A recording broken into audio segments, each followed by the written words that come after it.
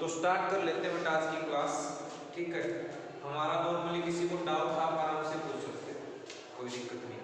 तो हमने जो लास्ट चैप्टर स्टार्ट किया था उसका नाम था ऑप्टिक्स। क्या नाम था? ऑप्टिक्स। तो ऑप्टिक्स में हम किस चीज की स्टडी करते हैं? ऑप्टिक्स पहली बात तो एक बता देता हूँ, फिजिक्स की एक ब्रांच है।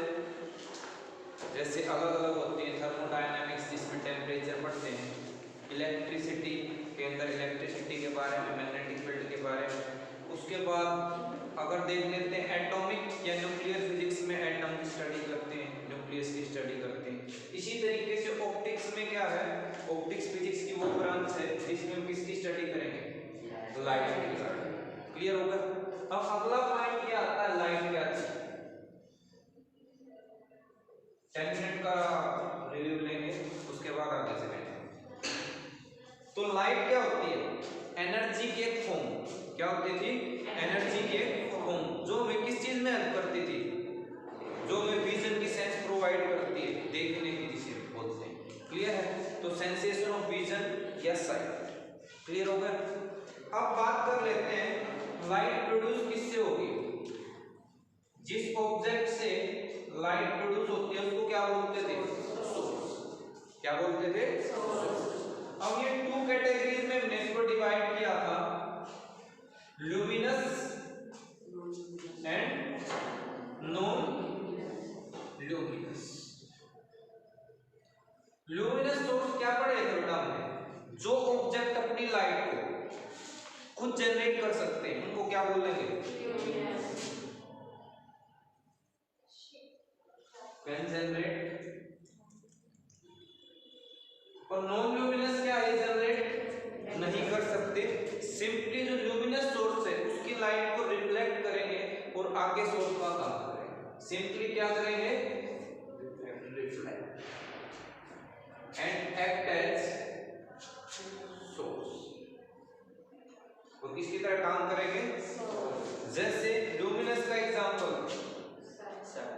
सन, स्टार्स, उसके बाद मून भी नीचे नीचे आ रहा है,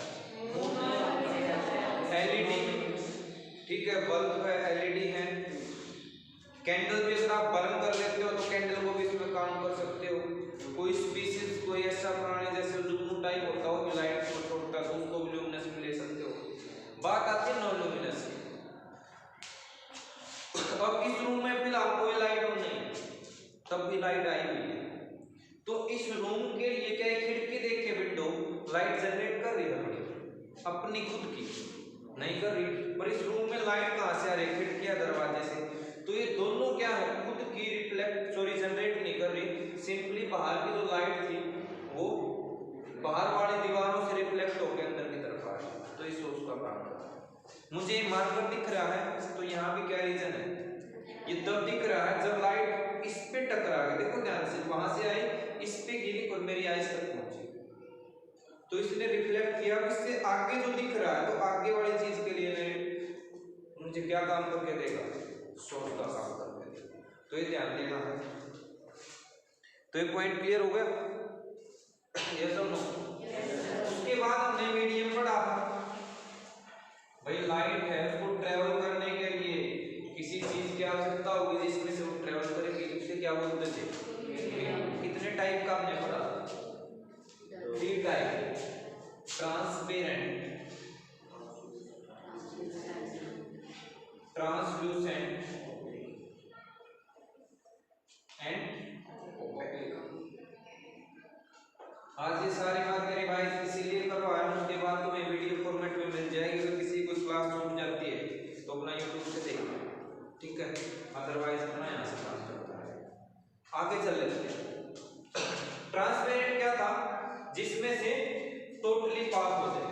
देखो ध्यान से, जिस ऑब्जेक्ट में से लाइट टोटली पास हो रही है, जैसे ग्लास विंडो का क्लियर है बिल्कुल, इसके अंदर से टोटली पास हो रही है, जिसमें से लाइट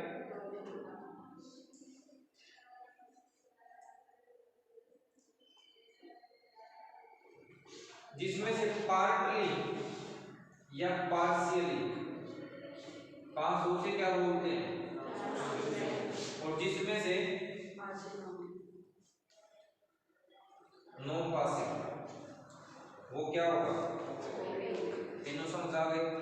एग्जाम्पल टोटली पास का एयर, ट्रांसपेरेंट ग्लास। ग्लास की कई कैटेगरी होती है, ओपेक भी देखा होगा जिसमें से जस्ट शेड दिखाई देती है, क्लियर नहीं दिखाई देता, तो सेम चीज हो।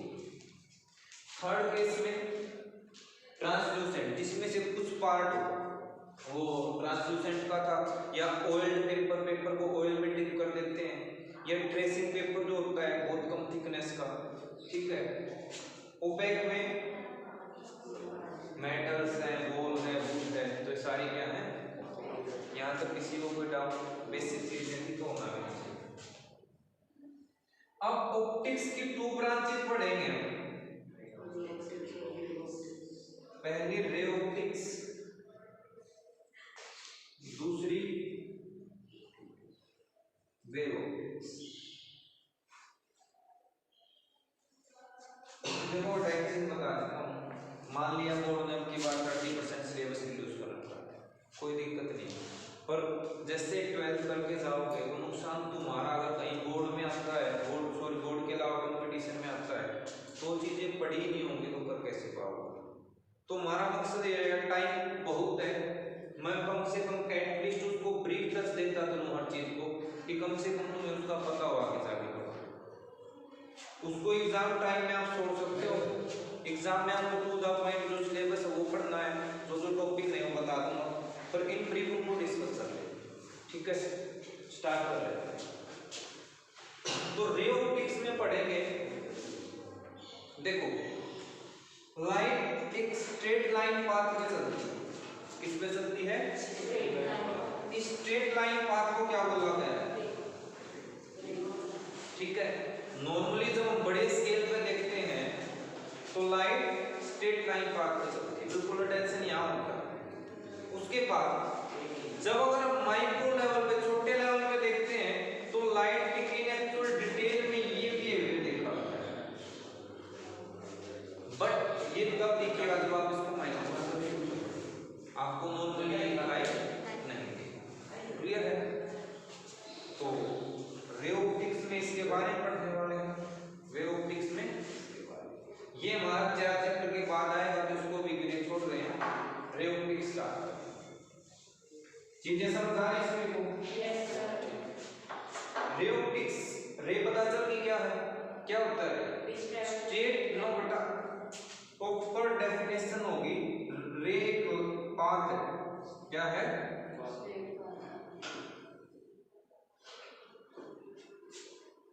या सिंपली आप कितना भी बोल सकते हो, पाथ ऑफ लाइट, उसे क्या बोलते हैं, रे।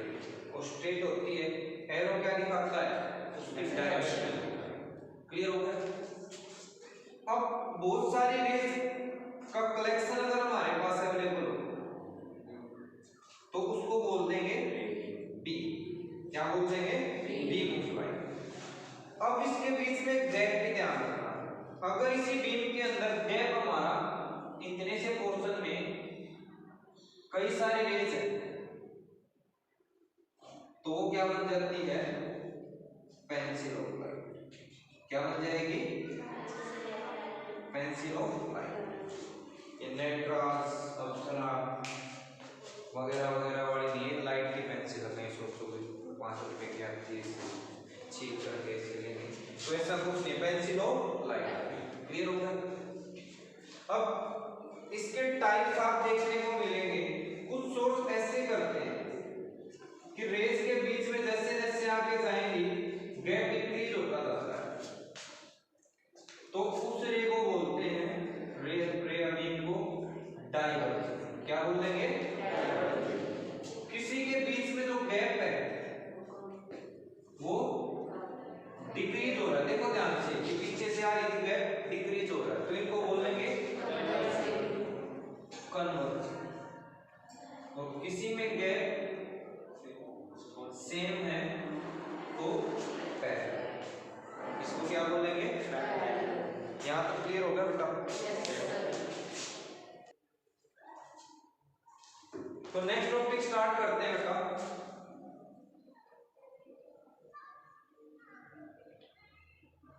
Reflection of light. रिफ्लेक्शन पढ़ा है, क्या होता है, एक बच्चा बोलो, bouncing back of light, refraction, refraction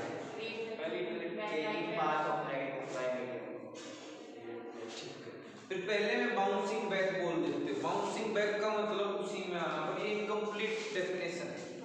देखो क्या होता है, इस रूम में जो एयर है वो एक मीडियम है, ये बोर्ड अलग से बना, बोर्ड से ये अलग मीडियम है, पीछे दीवार उनका अलग मीडियम। अगर मैंने यहाँ से लाइट डाली और वो टकरा के इस बोर्ड से और वापस इस रूम में ही आ जाए, यानी एयर से ही गई और वापस इधर ही आ गई, इसके अंदर एंटर नहीं हुई, तो उस फिनोमेना को क्या बोलेंगे? रिफ्लेक्शन। यहाँ पे बेंडिंग हुई तो आपको ये देना था बेंडिंग ऑफ लाइट कब? When it travels from one medium and comes back in same medium.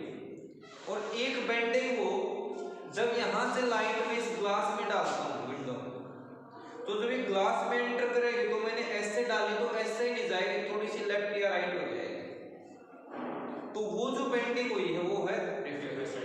तो वो किस वजह से हुई? मीडियम चेंज होने की वजह से। यहाँ पे सेम मीडियम है, तो डेफिनेशन क्या बन जाएगी? The phenomena of bending of light, क्योंकि बाउंसिंग बैक में भी होती है बेंडिंग, पर प्रॉपर बोलना है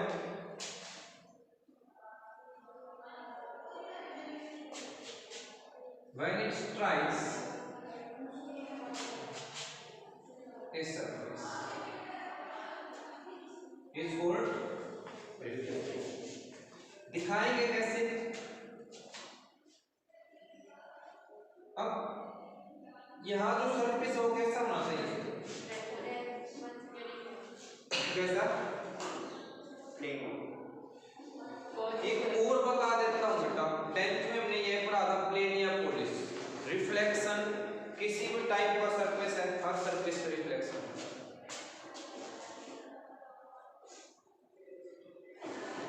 it occur at both surface या occur at all surfaces।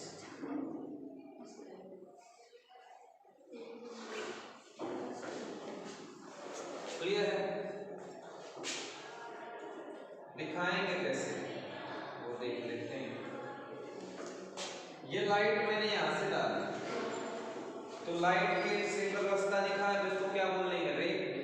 और ये जो हमने डाल ली है तो इसको बोलते हैं इंसिडेंट करवाना, तो इंसिडेंट रे क्या बोलेंगे? इंसिडेंट। अब ये किस तरफ जाएगा? क्या करना है आपको क्लास में? क्या बेटा हेडेक हो रहा है, मैंने बोला कुछ भी हो रहा है, एटलीस्ट परमिशन ले लिया, टैबलेट ले आओ जाके अगर अवेलेबल है तो। इंसिडेंट रे, तो इंसिडेंट रे क्या होगी? जो हमने डाली, अब ये किस तरफ जाएगी? पहली बात जिस एंगल से आई उस एंगल से, तो पहले आपको कैलकुलेट करना पड़ेगा। और दूसरी चीज, जो भी हम फिजिक्स में या साइंस में थ्योरी पढ़ते हैं वो ऐसे ही नहीं आई, पहले उसको ऑब्जर्व किया, स्टडी किया कि ऐसा करेंगे तो ऐसा होगा और वैसा किया तो वैसा होगा, तो उसको 10 बार 100 बार 1000 बार स्टडी करके तब वो कोई चीज किताब में लिखी थी। तो पर उसको लिखने का तो लॉजिक रहा हो तो पता करना चाहिए। तो पहले ये देखा गया कि वो जिस पॉइंट पे गिर रही है उस पे नॉर्मल ड्रॉ किया गया। क्या ड्रॉ किया गया? और कुछ बच्चे इसको गलती से रे बोलते हैं, तो रे नहीं बोलना, तो उसको क्या बोलेंगे?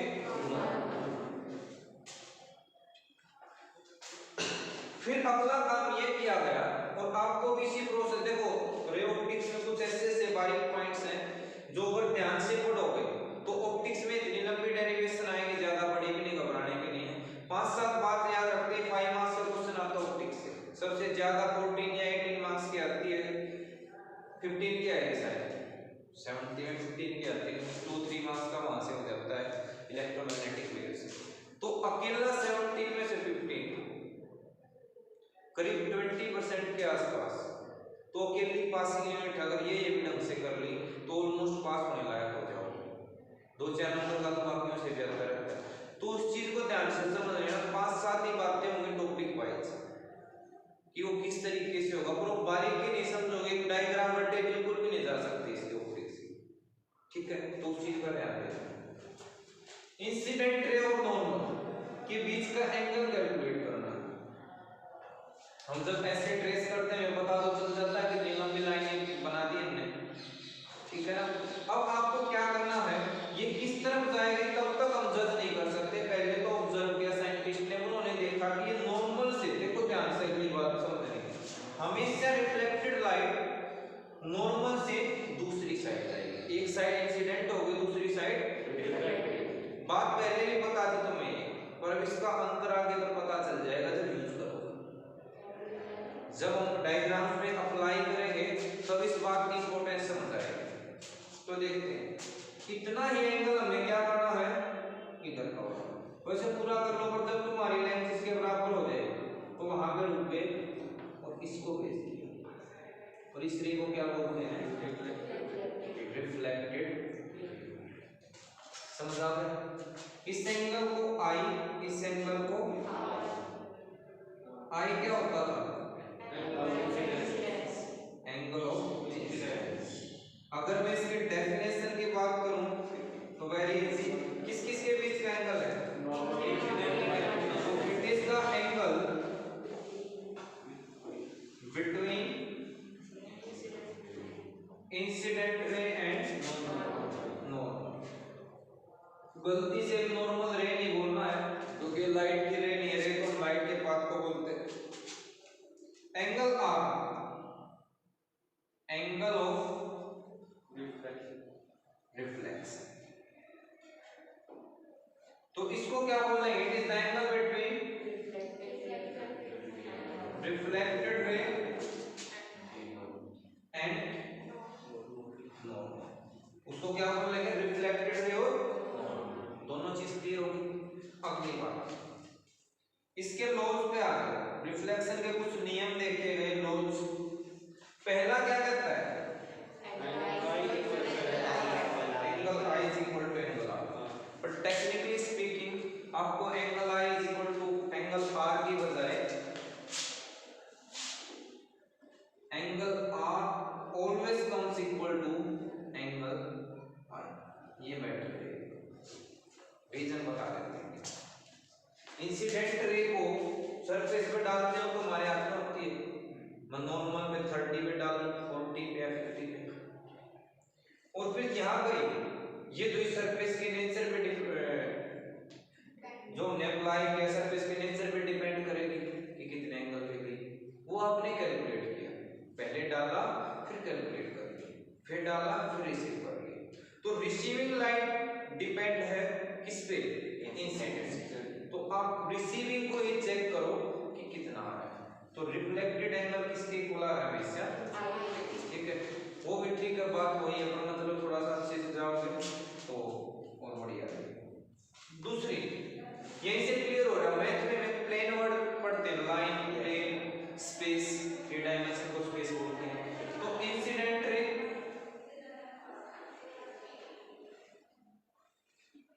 Normal and reflected ray,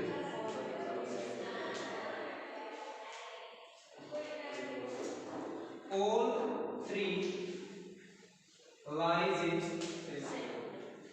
same plane, तीनों सेम प्लेन में लाई, बिल्कुल। और यहां भी इसको बोलते हैं पॉइंट ऑफ इंसिडेंस। क्या बोलेंगे, पॉइंट ऑफ इंसिडेंस। तो आगे लिखना चाहो, रटना कुछ भी नहीं बेटा, याद रहे तो लिख दो, नहीं तो छोड़ दो, जितना याद हो उतना लिखो। इस टॉपिक में कुछ भी याद करने का नहीं है, अगर डायग्राम कर लिया, डायग्राम पिक्चर समझ आ गई तो ये भी लिख सकते हो, ये भी लिख सकते हो, ये भी लिख, ठीक है। कहीं पूरा टॉपिक नहीं सोचना कि पूरा रटना, क्लियर है। अगली बात में चलता हूं। एग्जाम में नहीं आएगा, इस बार के सिलेबस से रिमूव कर रखा है, बट इसके जो लेंस मिरर की डेरिवेशन करेंगे वहां पे इसका यूज होगा। इसी क्वेश्चन को अब बोर्ड में अटेम्प्टिंग भी इंपॉर्टेंट है, एग्जामिनर इसी को 1 मार्क्स में पूछ सकता है, क्या देगा डिफाइन रिफ्लेक्शन, इसी को 3 में पूछ सकता है, 2 में पूछ सकता है। अब एक बच्चे के मान लिया 2 वाले क्वेश्चन में 1.5 आते हैं, एक के पूरे 2 आते हैं, एक के 1 आते हैं, टॉपिक तीनों को पूरा का पूरा याद है। फर्क कहाँ आता है? फर्क आपके अटेम्प्टिंग में आता है। अगर ओवर अटेम्प्ट किया तो भी नंबर कटेंगे, आपको पता है एग्जाम में 2 मार्क्स का है तो 5, 6 या 8 लाइन, 1 मार्क्स का है देने वाला एग्जामिनर 1 वर्ड में भी दे देता है, और अगर आप 2-3 लाइन में प्रॉपर लिख देते हो तो भी नहीं काटता। 2 लाइन 3-4 लाइन, ये नहीं कि वो ऐसे कर देती है ना, एक आधा बच्चा क्या करता था, एक क्वेश्चन को 10 बार, एक ही क्वेश्चन के आंसर में उसी क्वेश्चन को 10 बार लाइन में वही बात लिख देगा, वैसे नंबर नहीं मिलते। तो करना क्या, अगर आपके पास रिफ्लेक्शन आ रहा है 1 मार्क्स का, तो इन ब्रीफ डेफिनेशन और डायग्राम, ठीक है, ये लिखने की जरूरत नहीं है। एक तो इट इज सेंटेंस की समझते हो ना, इट इज शोन एज में 4 अक्षर होगा और एक शोन एज में 2 अक्षर में काम चलता है, तो वही सोचना कि कहाँ पे कम वर्ड्स को ज्यादा लंबा खींचना है और ज्यादा वर्ड्स को छोटा लिखना है। पहली बात ये, रोज यहाँ लिखने की फिर इनको जरूरत नहीं है, फिर इनको लिखने की जरूरत नहीं है, इतना करके 1 मार्क्स 2 में आ जाता है, इनको लिख दो, 3 में आ गया तो सारी की सारी बातें डिटेल में एक्सप्लेन कर दो। तो कहाँ डिटेल में जाना है, कहाँ शॉर्ट में जाना है, वो ज्यादा जाना है। एक चीज और था सर, 2 नंबर वाले में लॉस लिख सकते हैं, 2 नंबर वाले में लॉस भी लिख सकते हैं, बिल्कुल लिख सकते हो। मैं वही चीज कह रहा हूँ, अगली बात उसी पे आ रहा था कि जो पॉइंट है, मान लिया 2 मार्क्स में है, आपको ये लगा इतने में 2 मार्क्स का होगा अटेम्प्ट, बिल्कुल सही है, अगर एग्जामिनर के पॉइंट ऑफ व्यू से इतना कंप्लीट हो जाता है, पर 1% कहीं पे 1-2 वर्ड में आपकी गलती होगी तो क्या होगा, आप 5 डिडक्ट। अगर उसी के लिए आपने इस बात को इन ब्रीफ लिख दिया तो शायद जो आपका आधा नंबर मार्कर चाहते हैं ऐसे पूरा हो जाए। एग्जामिनर ये सोच ले कि बच्चे को नॉलेज है, पर ओवर नॉलेज नहीं होनी चाहिए। दूसरा, इसको भी एक्सप्लेन करने का, जैसे रोज 2 मार्क्स में आगे दे सकता है, दे सकता 1 में भी दे दे, 2 में भी, तो मैंने ब्रीफ में लिखा है, इसी को आप वर्डिंग में लिख दो, angle of reflection is always equal to angle of incidence, और साथ में दैट इज करके मैथमेटिकल फॉर्म लिख दो, या ओनली 1 मार्क्स में तो मैथमेटिकल भी लिख दो तो भी मिल सकते हैं, या पूरा लिख दो। तो मान लिया किसी की राइटिंग खराब है, उसने पूरा लिख दिया नॉर्मल लाइन छोटी कलम में, तो हो सकता है राइटिंग की वजह से टीचर आधा काट ले, तो अगर आपने मैथमेटिकल दिया तो उसकी थोड़ी सी मजबूरी बन जाती है कि कंप्लीट मार्क्स आपको देगा, ठीक है। तो इसके टाइप्स भी पढ़ लेते हैं, 10th में पढ़े होंगे। फर्स्ट वन रेगुलर और सेकंड वन इररेगुलर। तो 2 टाइप का रिफ्लेक्शन होता था, अगर प्लेन या स्मूथ सरफेस है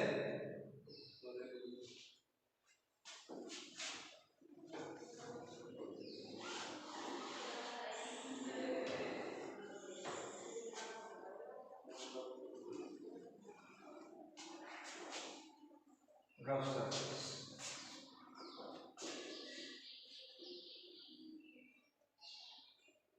वहां पे एक बात और लिख लेना, laws of reflection are valid for every point of mirror. Portion की बात नहीं कर रहा, बिल्कुल हर पॉइंट के लिए लॉ ऑफ रिफ्लेक्शन वैलिड है, आर आई के इक्वल आएगा, तीनों चीजें सेम ले रहे। तो यहां पे हम देखेंगे इंसिडेंट रे इस चीज को स्टडी करने के लिए मैंने एक से ज्यादा ले किस तरफ जाएंगे मुझे नहीं पता जब तक मैं नॉर्मल ड्रॉ नहीं कर लेता और ये चेक नहीं करता। यहाँ शायद आपको आसानी से दिख रहा होगा ये तो सर्कुलर ही जा रही है तो ऐसी कोई समस्या नहीं आ रही। हटा मान पर एक ही अवेलेबल है मैं पे नहीं आए सर एक ही डाल पिंक है यहाँ ले आओ तो आगे स्टार्ट कर लेते हैं। इसमें कहा जाएंगे बेटा रिफ्लेक्शन के बाद सभी रेज सेम टाइम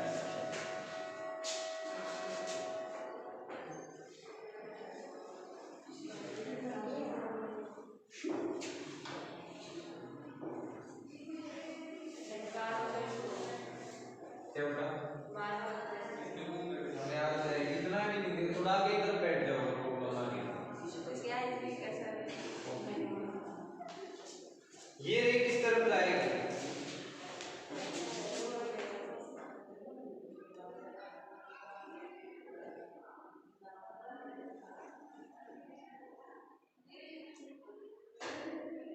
ये वाली जो रे है वो किस तरफ जाएगी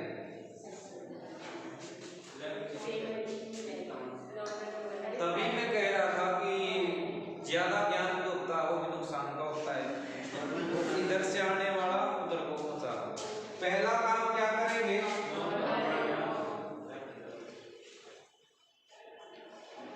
इस डॉट पे बिल्कुल 90 डिग्री की लाइन होनी चाहिए। इस डॉट पे नीचे जो डैश बना है उस पे 90 अगर आप एंगल को मेजर कर पा रहे हो तो ये इतना आएगा इतना ही अब देख लो हर संगति से सोना नहीं होती मिट्टी हो जाती। क्लियर हो गया आपको सेंस पहचाननी इसका बेस इधर बन रहा है तो इस वाले हिस्से में नॉर्मल ये जाएगा इतना एंगल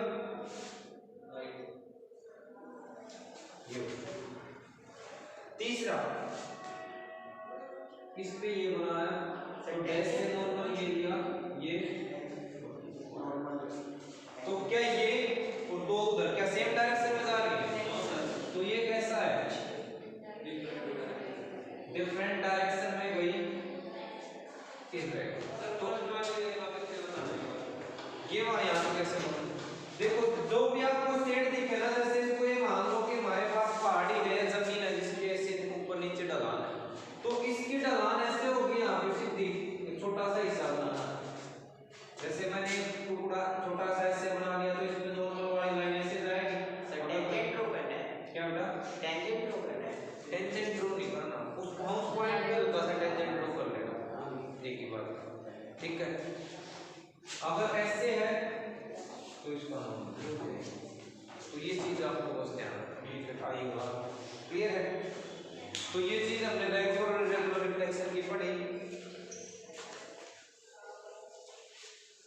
उसके बाद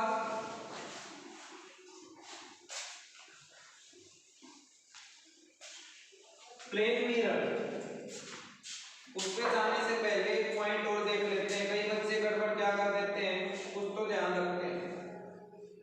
ये दे दिया 4p फाइंड r क्योंकि ध्यान कहीं किसी को आई ले लेते हैं बेटा आई ये नहीं है आई ये total 90 that is equal to. दूसरा पॉइंट ये अगर इस पॉइंट पे रे ऐसे आ जाए तो ये किधर जाएगी पहला काम क्या करना है यहाँ पे भी इस पॉइंट पे सरफेस का नॉर्मल ड्रॉ करो। नॉर्मल हमेशा हम सरफेस पे ड्रॉ करते हैं। सेकंड लास्ट हुआ है ध्यान नहीं होता आपको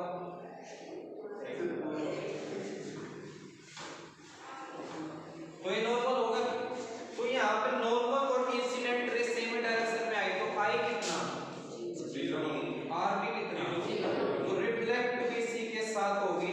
तो इस केस में बोलते हैं लाइट ने क्या कर लिया रिट्रेस कर लिया अपने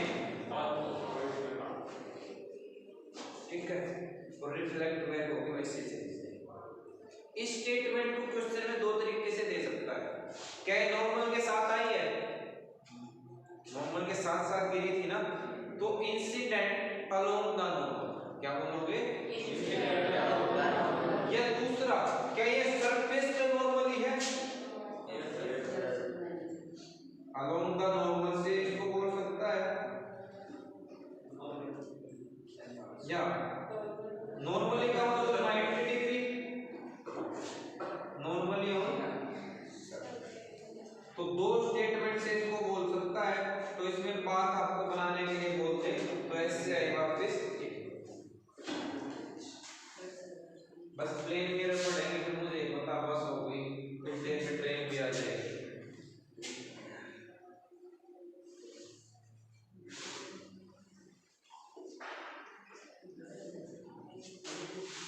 क्या होता है प्लेन मिरर के अंदर, हम क्या क्या खास बात देखते हैं?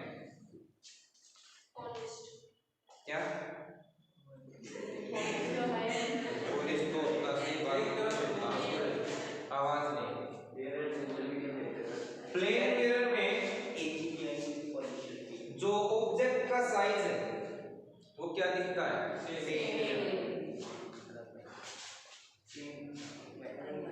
पहली बात, जितनी दूरी पे देखते हो क्या होगा?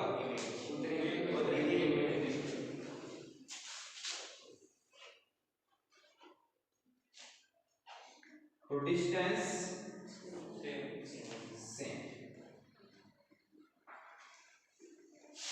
अगर इसकी नेचर ऑफ इमेज आपसे पूछ ले तो डिस्टेंस क्या होगा? Same as object. इसके हाइट की बात करो,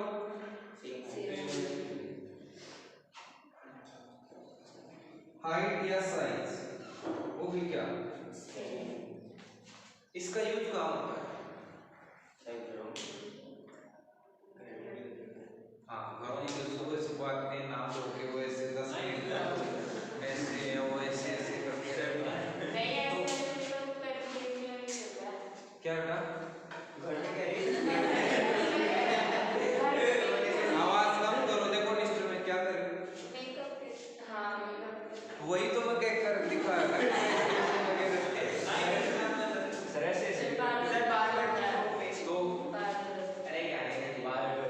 ठीक है। जो सुबह सुबह अपना सुंदर चेहरा देखने के लिए करते हो, भाई सुंदर तो मान ही लो, जिसका जैसा वैसा ही रहेगा, बाकी सभी का अच्छा है, बुरा मत मानो, कॉन्फिडेंस हमेशा पूरा होना चाहिए। तो नॉर्मली सर पे तुम उसकी बात करें सेम साइज, उसके बाद का भी ऐसा हुआ इन्वर्टेड दिखाओ, इन्वर्टेड दिखा है सिर तो ऊपर ही होता है। देखो कॉन्फिडेंस सबके नहीं है, कॉन्फिडेंस चेक कर रहा हूं, पैर ऊपर देखे हो तो कभी ऐसा नहीं होता पैर ऊपर होते, सिर ऊपर रहेगा पैर नीचे, तो उसको बोलेंगे आवाज नहीं हुई। और जो मिरर में इमेज बनती है वो क्या वर्चुअल होती है या रियल? अगर उसको टेस्ट करना चाहो, मान लिया गलती से जिसे आप वैसे कुछ नहीं कर रहे और आपको उसकी इमेज दिख रही है, तो अंदर से कुछ नहीं कर रहे तो आप बाहर जाके भी उसको पीट नहीं सकते। कहीं ये सोचोगे चलो मिरर इमेज कोई पीट लें, उसको ही ठुकाई करते हैं, तो ऐसा कुछ नहीं होगा। तो ध्यान रख लेना, ऑब्जेक्ट जो है उसकी इमेज, क्योंकि देखो यहाँ मैंने एक मिरर हैंग कर दिया और 2 मीटर में कोई ऑब्जेक्ट है तो उसके अंदर 2 मीटर इमेज दिखेगी, पर पीछे जाके ढूंढोगे वहां पे कुछ नहीं होगा। तो कैसी होती है? हमेशा वर्चुअल होगी, और वर्चुअल और इमेज का पेयर होता है, वर्चुअल होगी तो इरेक्ट, इरेक्ट होगी तो तीसरा रियल होगी तो इन्वर्टेड होगी। देखो एक चीज और याद रखना बेटा, किसी भी सब्जेक्ट का कोई भी टॉपिक 70% उसके मीनिंग से क्लियर हो जाएगा। जो भी वर्ड आपको ऐसा लगता है कि आपको याद नहीं, उसका हिंदी मीनिंग लिख लिया, सबसे बेस्ट रहेगा। वर्चुअल है, पता होगा अगर नहीं याद तो बात नहीं लिख लो, और इरेक्ट का मतलब होता है सीधा। अब आगे कुछ याद रखने की जरूरत नहीं, सीधे को क्या बोलते हैं यहाँ पे ना, इरेक्ट लैंग्वेज में इरेक्ट। क्लियर है? उसके बाद लेफ्ट हैंड कैसे दिखता है? राइट और राइट